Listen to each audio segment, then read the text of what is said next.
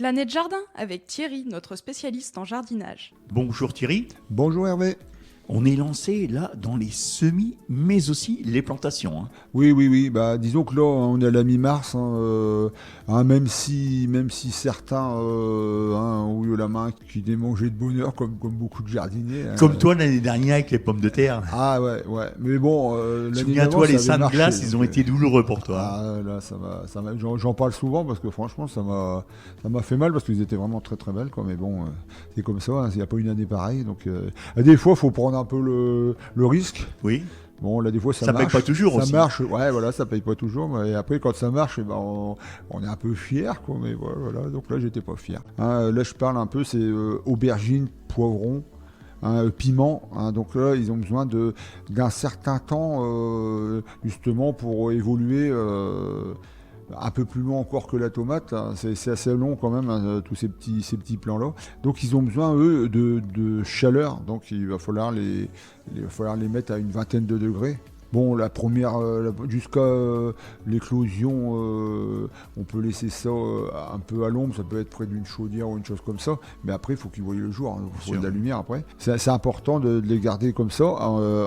Au moins à cette température-là. Autrement, si c'est un petit peu moins de 20 degrés, ça va mettre encore plus longtemps et ça démarre moins bien. Il y a cette façon-là. Il y a aussi, ça va être aussi le moment de semer en serre froide. C'est un peu notre cas là-bas au jardin, quoi. Donc là, les laitues, brocolis, même si on en a déjà semé, nous, ça fait déjà une quinzaine de jours qu'on en a semé là des laitues, mais je veux dire là c'est devenu le bon moment, quoi. Alors, on a quand même plus les froids qu'on a eu au mois de février, donc on s'en rappellera de cela d'abord. Mais on est descendu à plus de moins 10.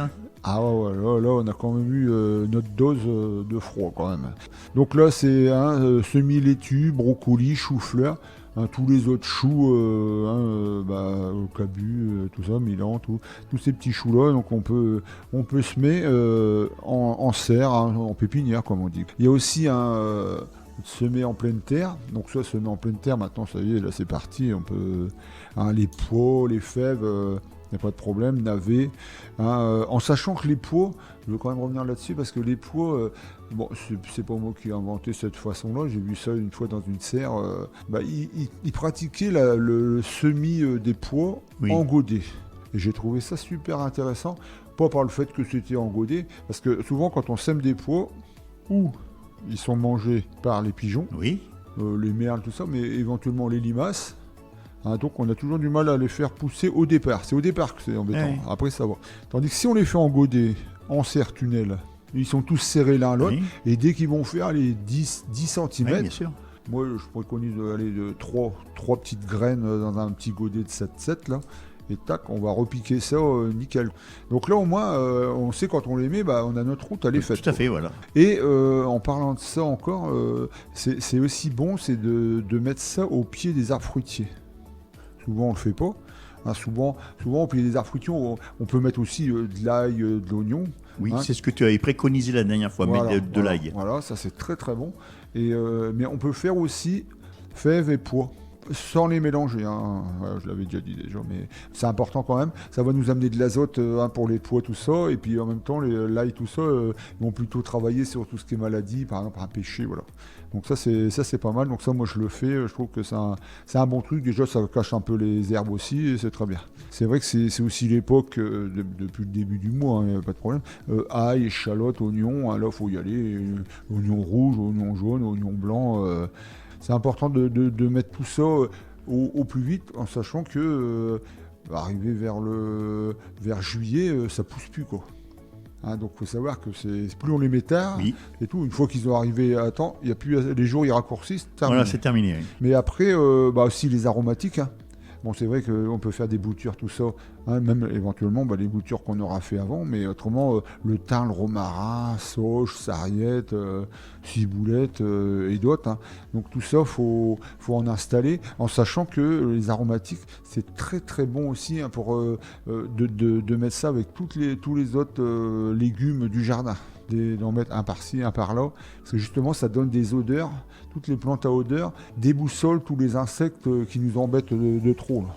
Et aussi, le dernier semis, c'est celui qu'on fait en pleine terre à la volée. Donc ça, c'est en place, ça, c'est en extérieur.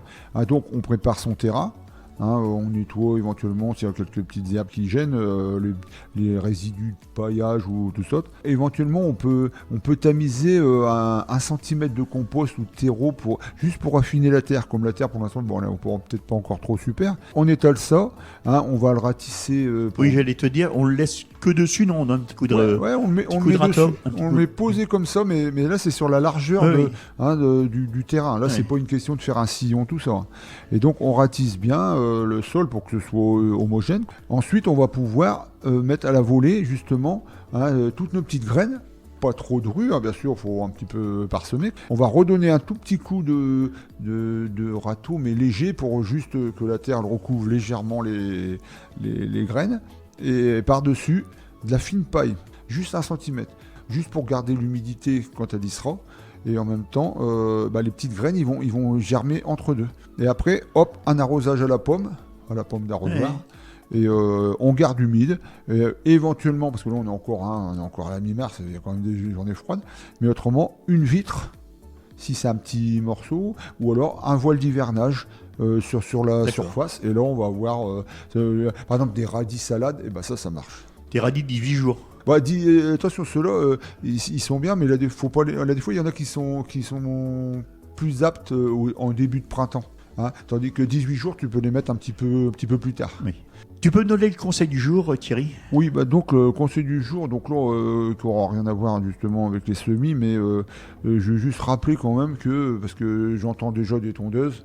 Oui, mais sur pareil, c'est ceux qu'ils ont laissé pousser, ceux qui n'ont pas suivi tes conseils, qui n'ont pas, avant Noël, donné le dernier coup de tondeuse. Ouais. Et donc là, n'allez pas trop vite, parce que les premières tontes, d'accord, on a quelques grandes herbes, tout ça, mais c'est surtout, on enlève les pâquerettes, les pissenlits, bon bien sûr, sauf si on a un gazon clean, mais autrement, ça c'est les premières fleurs pour nos abeilles au départ, au début de printemps, ils ont besoin justement de trouver des petites fleurs pour aller butiner, donc il faut vraiment y penser, mais en plus c'est joli, et donc il faut faire attention de ne pas aller trop vite, parce que d'abord dès que c'est commencé, la tonte, tout le monde sait, on commence, on ne sait plus quand on arrête.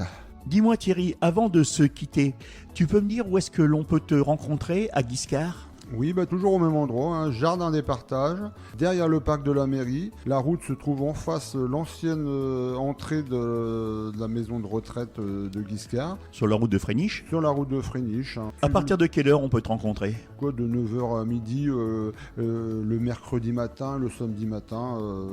Normalement, je suis à pied d'œuvre, donc il n'y a pas de problème. Eh bien, je te remercie d'être venu dans les studios du Vive FM. Je te souhaite une bonne journée. Voilà, bonne journée Hervé. Au revoir les auditeurs.